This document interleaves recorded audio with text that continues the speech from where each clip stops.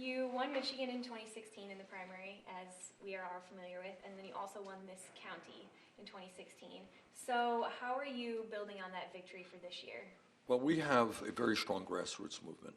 We have a lot of people knocking on doors, making phone calls, and I think we also have an agenda that speaks to the needs of working families in the state of Michigan.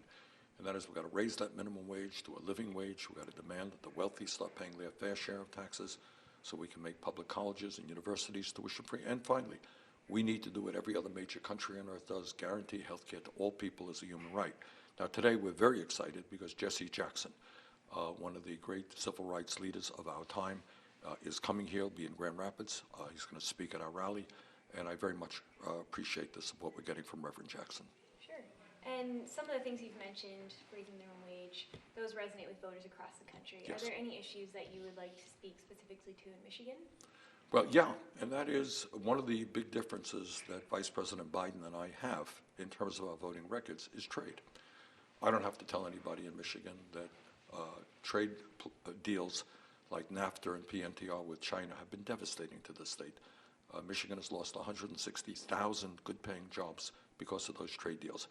I worked as hard as I could with the unions to oppose those terrible trade deals because I don't believe that American workers should be forced to compete with desperate people in China and Mexico who make pennies an hour. Joe Biden, on the other hand, voted for those agreements, and that's one of the very big differences that Joe and I have. He voted for the Wall Street bailout. I opposed the Wall Street bailout. He is raising a lot of money from billionaires in his campaign. We kind of raise it from the grassroots movement. So there are real differences in terms of our campaigns. Sure. And building on 2016, have you changed your strategy at all for Michigan in this year? Well, we have. I think we have a stronger grassroots organization. I think our message is more refined. And I think also that issues like climate change that I campaigned on in 2016, I think that they are issues that people are thinking about a lot more right now. I believe, that climate change is in fact an existential threat to the planet, that if we don't transform our energy system away from fossil fuel to energy efficiency and sustainable energy, the planet that we're going to be leaving our kids and our grandchildren is going to be increasingly unhealthy. And I think we've got to deal with that. And going to Tuesday, things in the race are very much in flux right now. A lot's changed in the past 10 days. So what's your message to Michigan voters as they're looking at the ballot? I would ask them to take a look at my 30-year record. It is a record very different than Joe Biden's.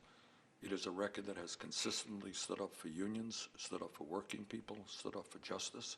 It is a record that has taken on every powerful special interest in this country, including Wall Street and the pharmaceutical industry, which rips us off every day through the outrageously high prices they charge us. So if you want a campaign that can defeat Donald Trump, who to my mind is the most dangerous president in the modern history of this country, if you want a president who is prepared to fight for working families and the middle class, we think we're the campaign.